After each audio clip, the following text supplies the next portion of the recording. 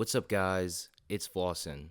So with the release of patch 1.5, we've been flooded with a wave of content, new events, free skins, and of course the most exciting part of any update, pulling on new agents, and hoping you win the lottery. We're just all gamblers at our core, aren't we? But with this new patch, rerun banners have officially made their debut in Zenless Zone Zero, featuring Ellen Zhou and Qing Yi. Now, reruns are amazing for picking up agents you might have missed out on, but let's be real, rerun banners aren't all sunshine and rainbows. And today, we're going to talk about rerun banners, why they aren't as good as they're made out to be, and what solutions could actually fix this issue. If you find this video informative or just enjoy it at all, be sure to drop a like and subscribe. It's completely free and lets me know that you enjoy this type of content.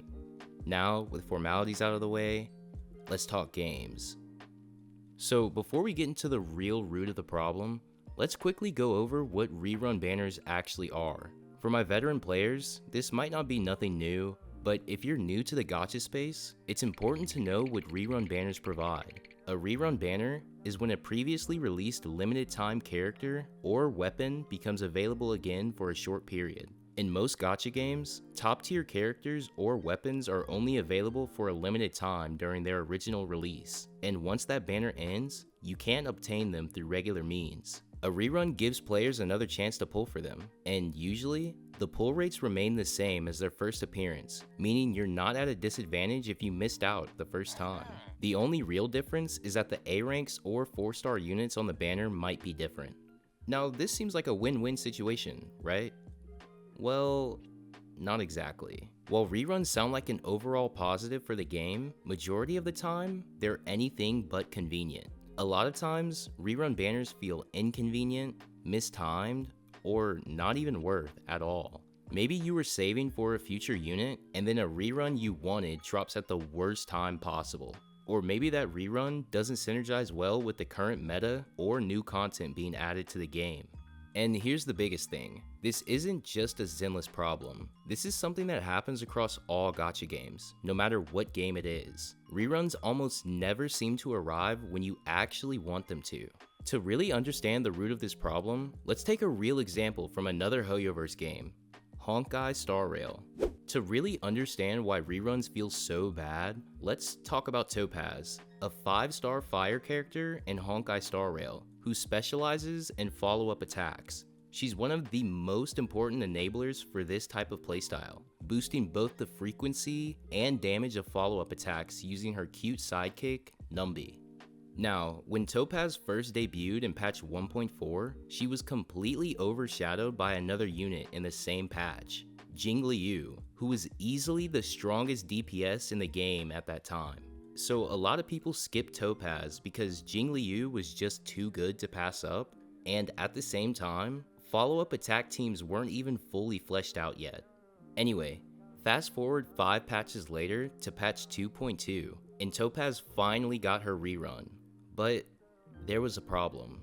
Topaz was rerunning alongside Robin, who was arguably the best follow-up support in the game. So if you skipped Topaz before for Jingliu, now you were put into a position where you had to pick between her or Robin, despite both of these characters being crucial for follow-up teams. And to make things even worse, just one patch earlier in 2.1, Adventurine had debuted, another essential follow-up healer/tank that made the playstyle even more complete. So to fully build this premium follow-up attack team, players needed to pull Adventurine in patch 2.1, then pull Topaz on her rerun banner, as well as grab Robin during the same patch. Keep in mind that this was a 6-week cycle, where all 3 of these characters were being run. That's 3 separate banners in total that players had to spend on, and that's not even accounting for losing the 50-50. For free-to-play and low spenders, this was an impossible situation. You either had to save for multiple patches,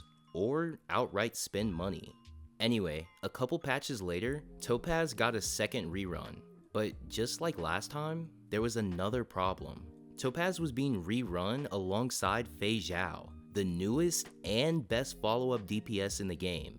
And to make things even worse this time, Robin, the amazing support for follow-up teams we talked about earlier, was also rerunning for the first time during that patch. So if you skipped Robin the first time, now you had to choose between Fei Zhao and Robin, both of which were essential for the follow-up playstyle. So the biggest takeaway here, even in a structured rerun system, players are constantly put in situations where pulling feels uncomfortable, almost like you're sacrificing something every time you do it.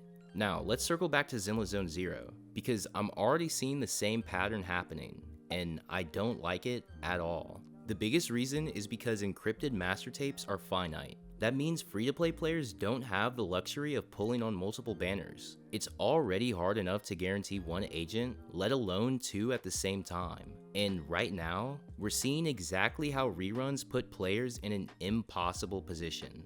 Qing Yi, an electric stunner, is rerunning right before Trigger, the new electric stunner coming in patch 1.6. And Ellen Zhou, the first ice DPS, is rerunning right after Miyabi, unarguably the best ice DPS agent in the game. Just like Honkai Star Rail, these reruns aren't extra chances. They're a test of how much currency you can afford to spend. The only real way to fix this issue would be if the devs actually spaced out rerun banners properly. If they really wanted reruns to feel like a genuine second chance rather than a trap, they would give players time to plan instead of cramming banners back to back. For starters, synergistic agents, characters who work well together, shouldn't release right next to each other. Players should at least have a patch or two in between so they can realistically save up for both instead of being forced to pick one or swipe.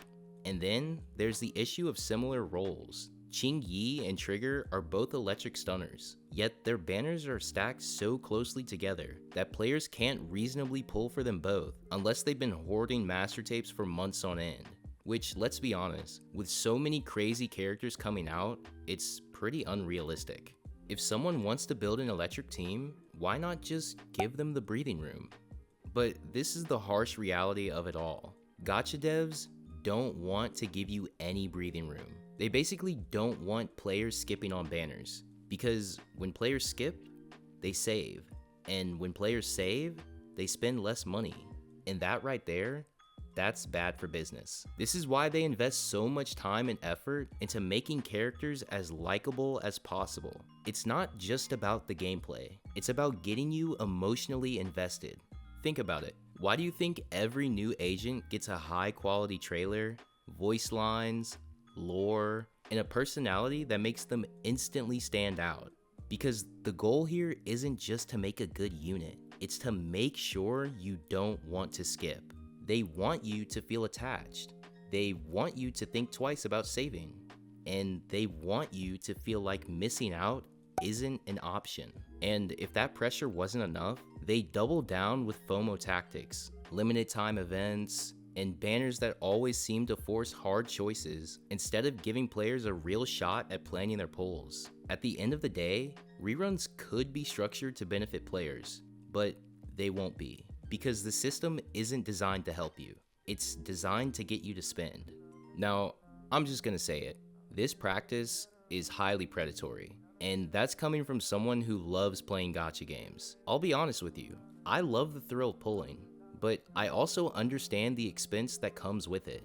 So my overall message is this: reruns aren't bad, just be informed. If you've been waiting for a character like Ellen since 1.0, then you should go for her. I'm sure Miyabi or any other agent that's come out so far isn't gonna change your mind anyway, so you're probably not falling into the practice of FOMO. But if you are unsure, just know these banners are structured to make you feel like you're missing out. And once you fall into that trap, it's really hard to get out. But yeah, I think that's enough yapping out of me. Guys, I won't lie, I have mixed emotions when it comes to rerun banners. Although I can agree that they're great for obtaining characters players possibly missed out on, I can still see the underlying problems that can put players in a position of FOMO. It's a tough situation to be in, and because of these mixed emotions, this whole thing has me really curious. What do you guys think? How do you feel about reruns and gacha games as a whole? Do you like them, hate them, and have you ever pulled on a rerun banner before? Let me know in the comments down below. And of course, if you enjoyed this video, don't forget to drop a like down below. It's completely free and lets me know that you enjoy this type of content. Until next time though, happy gaming, and may your pulls be ever in your favor.